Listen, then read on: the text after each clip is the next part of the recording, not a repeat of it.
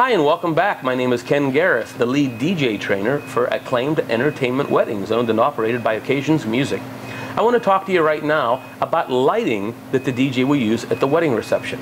Some people have seen a DJ that has all kinds of nightclub lighting at the wedding reception, and it ruins it for them, and they're thinking, oh, we don't want that at our wedding, so they don't want any lighting at all at the wedding.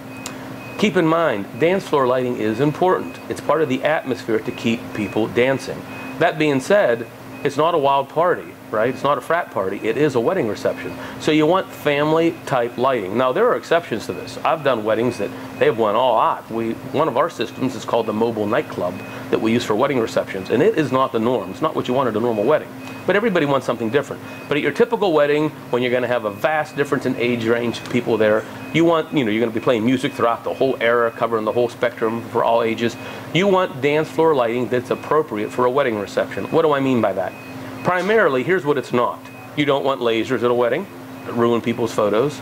You don't want all kinds of flashy lights like strobe lights and things like that. Now you can use them later, and if you want that kind of stuff, I'd recommend if you're going to have a dollar dance, a money dance, after the money dance, that can be the turning point. It can be a nice wild party after that. But do all your traditional stuff for all the family members, prior to the money dance, especially if you're having a money dance and the money's important, you want them to be around.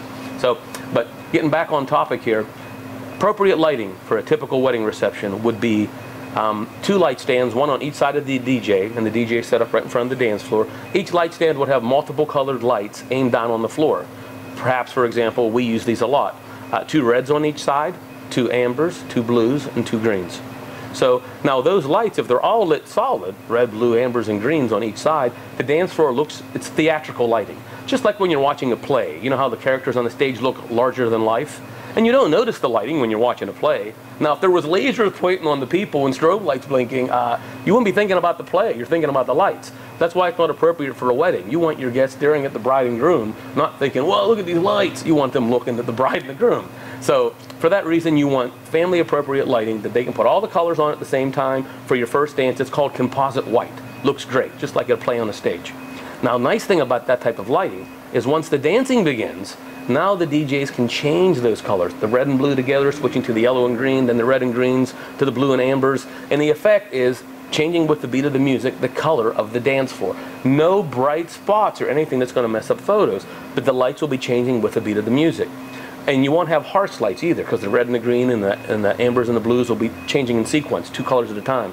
Later, when people really start dancing to the music a lot, you're playing some of the more fun stuff that you and your friends would rather have, if it's a younger wedding, they go to single colors, red, blue, amber, green. So now it's more hard. It's really nice.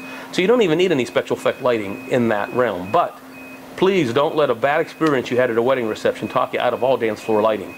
I can tell you right now, dance floor lighting makes a tremendous difference on the amount of couples on the dance floor. Without any lighting at all, it just doesn't look nearly as inviting to come up. Keep in mind, one last thing I will say. Cheap lighting is not necessarily what you want.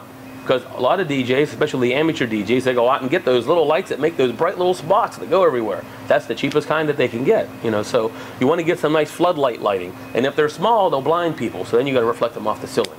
But again, if you go with the quality DJ company, they're going to have the appropriate lighting for you. Just make sure you ask to see what they have if you're not familiar with the DJ you use, especially if it's not us. Thanks for watching again. Bye-bye.